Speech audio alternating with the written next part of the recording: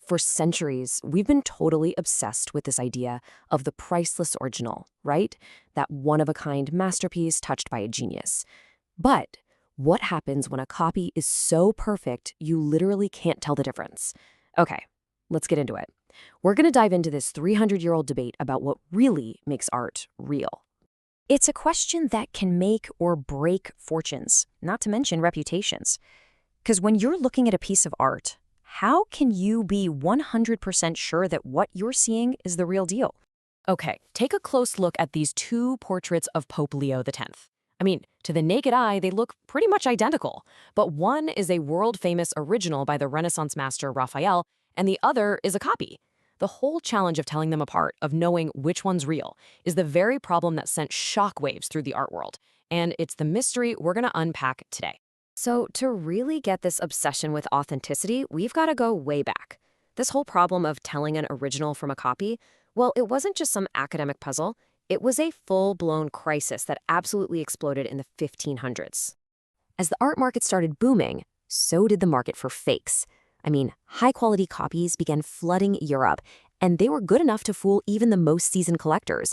So all of a sudden, there was this desperate need for a new kind of expert, the connoisseur. Someone with a crazy sharp eye who could see through all the deception. One of the very first systematic guides for spotting fakes actually came from the world of ancient coins, not paintings.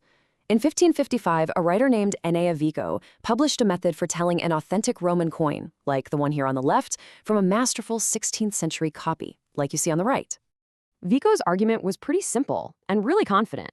He basically believed that no matter how skillful a modern artist was, they could never truly capture the spirit, the comeliness, as he put it, of an ancient original. A fake, he thought, would always give itself away.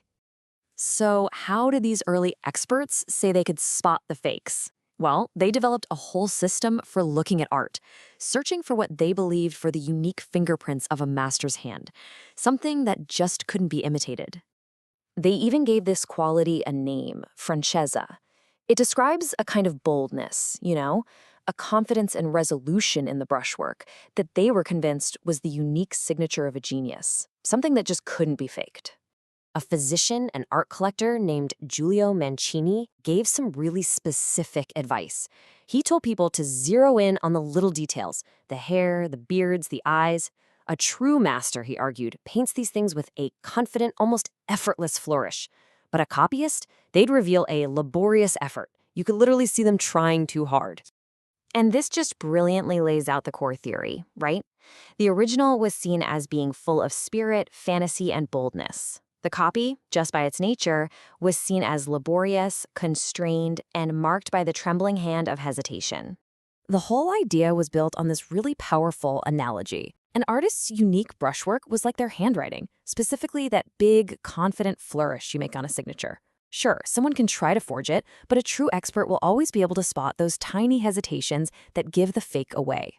Now, this theory seemed totally foolproof. The original was king, the copy was always going to be second-rate. But then, a single, absolutely extraordinary story came along and just shattered everything. And the ultimate test of this theory centers on this very painting, Raphael's masterpiece, the portrait of Pope Leo X. And one of the people most familiar with this work was his star assistant, Giulio Romano. Now, Romano wasn't just some admirer. He was so close to the master that he had actually painted parts of the original himself. I mean, if anyone on Earth could spot a fake, it had to be him. So, years go by, and Romano ends up with what he believes is the original painting. He would proudly show it off as the absolute crown jewel of his collection, totally certain he was looking at his master's authentic work. Yeah, but it wasn't the original. I'm not kidding. The expert, the guy who helped paint the original, was completely and totally fooled. The painting he had in his collection was a secret copy flawlessly executed by another artist named Andrea del Sarto. But get this, here's the crucial twist. When Romano found out the truth, he wasn't angry or embarrassed. He was astonished. He actually said that he valued the copy more than the original because the skill it took for one great artist to so perfectly imitate another's style was in itself an act of genius. This one event threw the entire art world for a loop. I mean, if a copy could fool the ultimate expert, And if that copy could be considered a masterpiece in its own right, then that simple, clean line between real and fake was just gone. So people started to realize that, okay, not all copies are the same. The French critic Roger Dupuis came up with a kind of grading system. He made a distinction between copies that were just slavish imitations and the ones that were both faithful and free, the ones that captured the spirit of the original so well they became truly deceptive, beautiful works of art. Then, an English writer, Jonathan Richardson, took this idea even further. He broke down authenticity into two key parts: the artist's thought, or the idea, and the artist's hand, or the execution. This created this whole spectrum where a painting could be part original and part copy, completely blurring those old rigid definitions. And all this new, more complex thinking led to a really powerful defense of copies, arguing that far from being worthless fakes, they actually played a vital, essential role in the world of art. The theorist Filippo Baldinucci laid out the case just beautifully. He argued that first, copies preserve works that have been lost or damaged. Second, echoing Giulio Romano, he said a skillful imitation brings its own unique pleasure. And third, and maybe most importantly, he argued that copies help spread ideas. See, for Baldinucci, copies weren't a threat to Raphael's genius at all. They were the vehicle for it. It was through copies that Raphael's revolutionary style could spread all across Europe, educating a whole new generation of artists, like the rays of a new light. In a way, they were essential for the progress of art itself. So this brings us all the way back to where we started, but with a huge twist, right?